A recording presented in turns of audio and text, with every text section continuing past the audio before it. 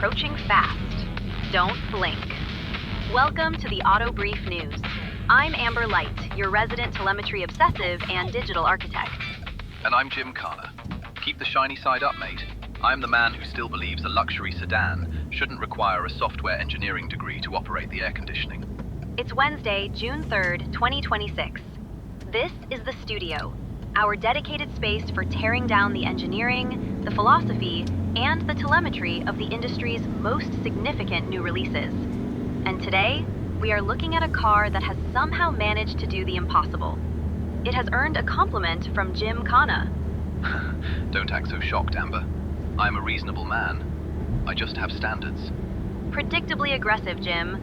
I am going a completely different route. I am selecting Jean-Michel Jarre's Oxygène. Oh, come on. Synthesizer elevator music? You wrote a piece for our garage blog this week titled "The Lexus ES Redefines the Long Game." This is the 8th generation of the ES, a nameplate that has been quietly wafting executives around since 1989. Now, they've moved it onto an electrified K platform, packed it with digital architecture, and you actually praised it. Have you gone soft, or did Lexus just get this one right? They got it right because they didn't try to build a spaceship, and they didn't try to build a track car. The luxury sedan is a dying art. Everyone wants a high-riding, heavy SUV with a sport badge slapped on the back. Lexus looked at the ES and said, let's just make the ultimate calm-down machine. They preserved the original formula while adapting to the modern era.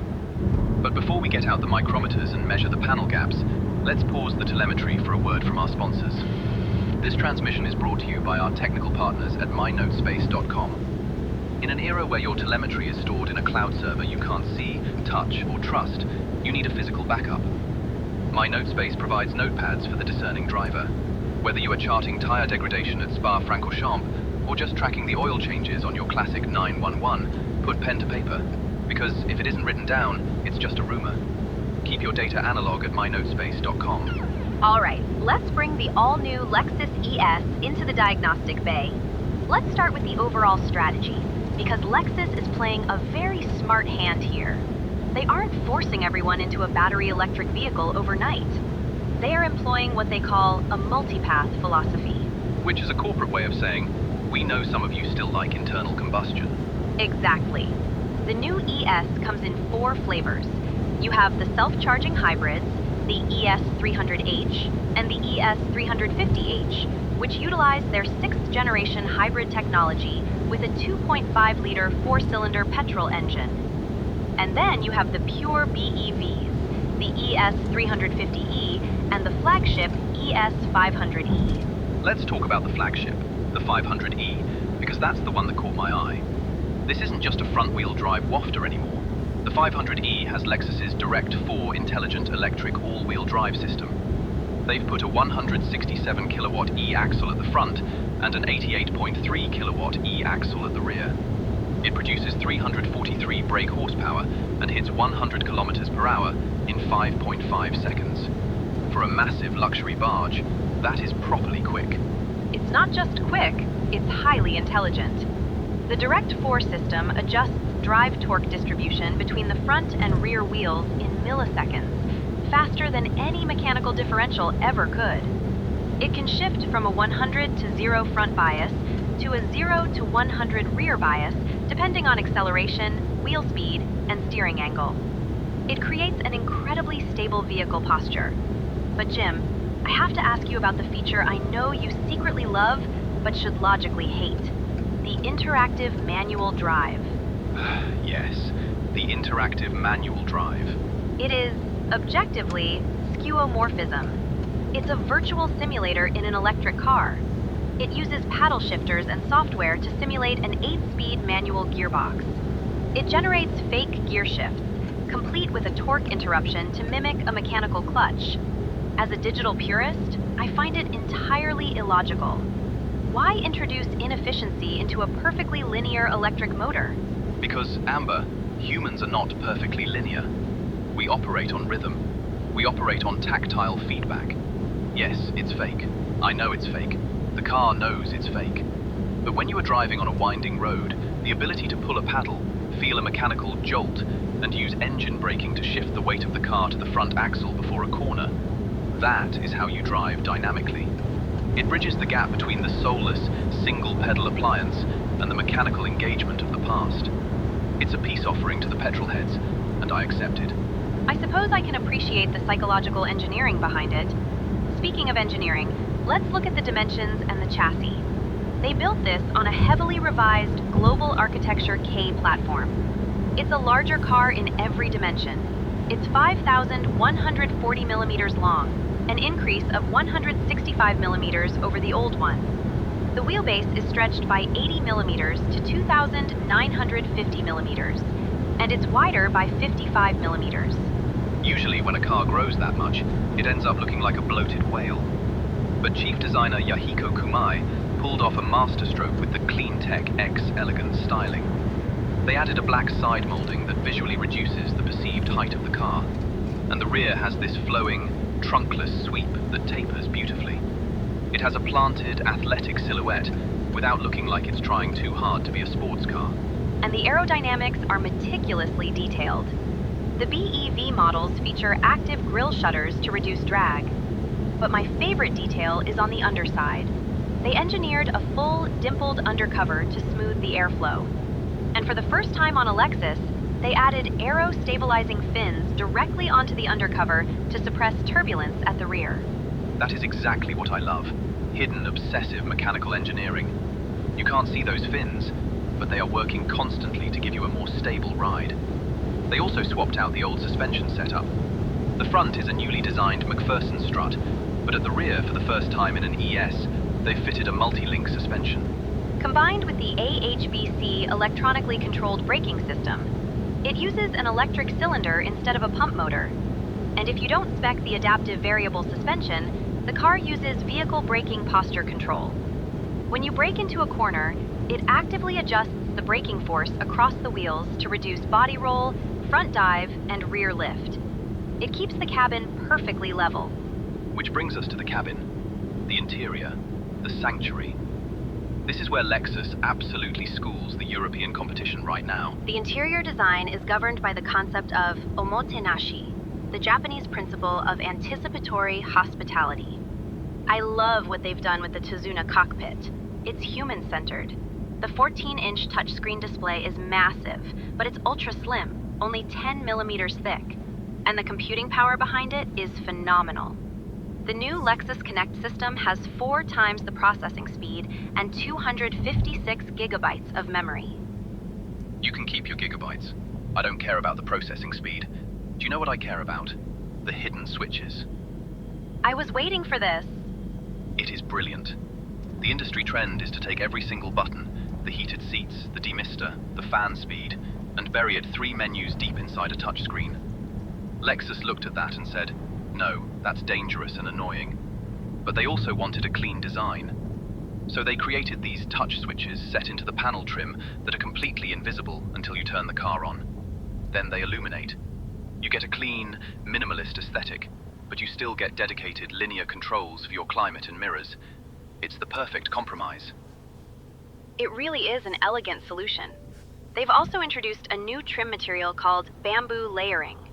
Using advanced printing and light transmission, it looks like natural bamboo in the daylight, but at night, it illuminates and synchronizes with the dynamic ambient lighting, which has 50 different color settings and 6 atmospheric looping patterns. And the seats. They completely redesigned the front seats with a split construction on a lightweight frame.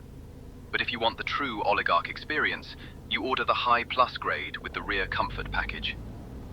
The telemetry on the rear passenger space is staggering. You get a best-in-class front-to-rear couple distance of 1,102 millimeters. The rear seats recline up to 38 degrees. They have integrated heating, ventilation, and massage.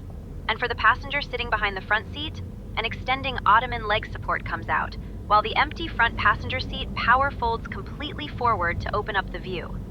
It's a feature taken straight out of their flagship LS limousine. It is a private jet for the road, and they paired it with the Mark Levinson surround sound system. 17 speakers. They use a concept called pure play, positioning the speakers so there is absolutely no physical obstruction between the cone and your ear.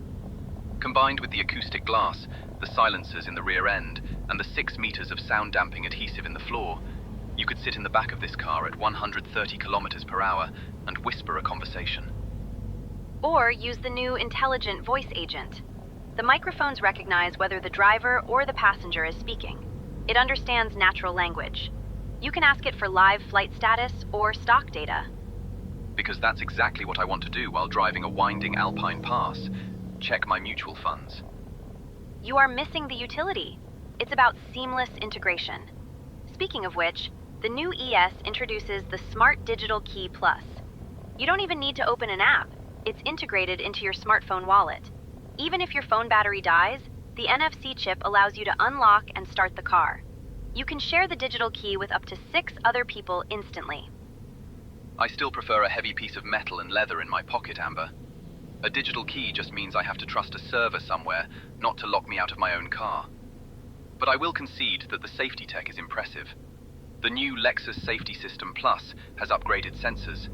The horizontal viewing angle is up by 115%, and the detection distance is up by 170%. It's a massive upgrade. The driving assist display now shows up to 6 vehicles around you in real time. It features front cross-traffic alert, lane change assist, and an emergency driving stop system.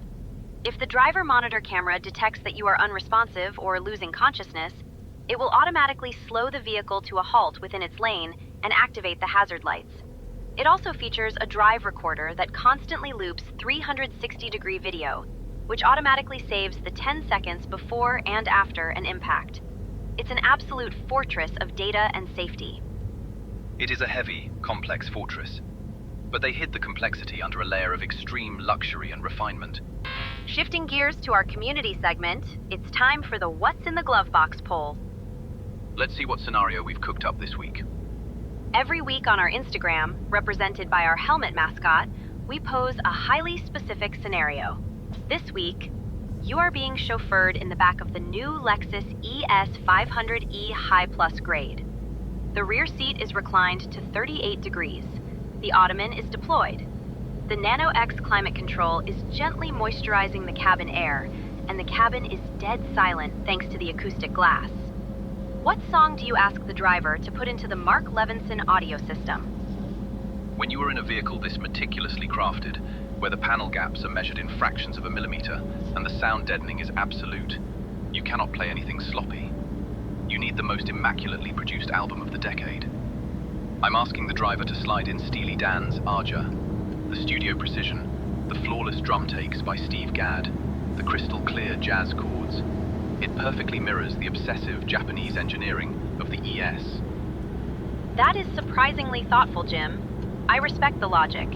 However, I am taking the Omotenashi hospitality principle to its absolute extreme. I want pure, uninterrupted serenity. I'm choosing Brian Eno's Ambient One, Music for Airports. It is spacious, it is algorithmic in its composition, and it is designed to induce calm. It turns the ES from a car into a rolling sensory deprivation tank. You've invented a new category, automotive somnambulism. You're going to put the chauffeur to sleep, Amber. Let us know who won this week's poll at theautobrief.news. All right, it's time to render our final verdicts. The garage rating. Green light, amber light, or red light? Jim, you're up. The all-new Lexus ES. I despise bloated infotainment screens. I loathe digital keys, and I generally mourn the loss of mechanical connections. But Lexus didn't try to build a Nürburgring record breaker here. They stayed true to the ES lineage. They gave us real buttons via the hidden switches. They gave us a multi-link rear suspension and structural rigidity. They even gave me a fake manual gearbox to play with when I get bored. It is a masterpiece of unpretentious, quiet luxury. It's a green light from me.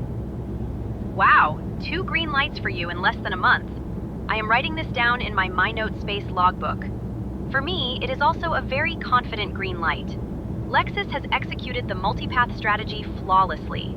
They've provided 800-volt class BEV performance with the 500e, while maintaining the highly efficient self-charging hybrids for those not ready to plug in. The tech integration is seamless. The 14-inch UI is lightning fast, and the safety telemetry is class-leading. It is the definitive modern executive sedan. It seems we are finding a lot of common ground lately, Amber. It's making me uncomfortable. Next week, I'm going to find the cheapest, loudest, most obnoxious internal combustion car I can find just to restore the balance. I look forward to the headache. That wraps up this episode of The Studio. I'm Amber Light. The future is approaching fast. Don't blink. And I'm Jim Carner. Keep the shiny side up.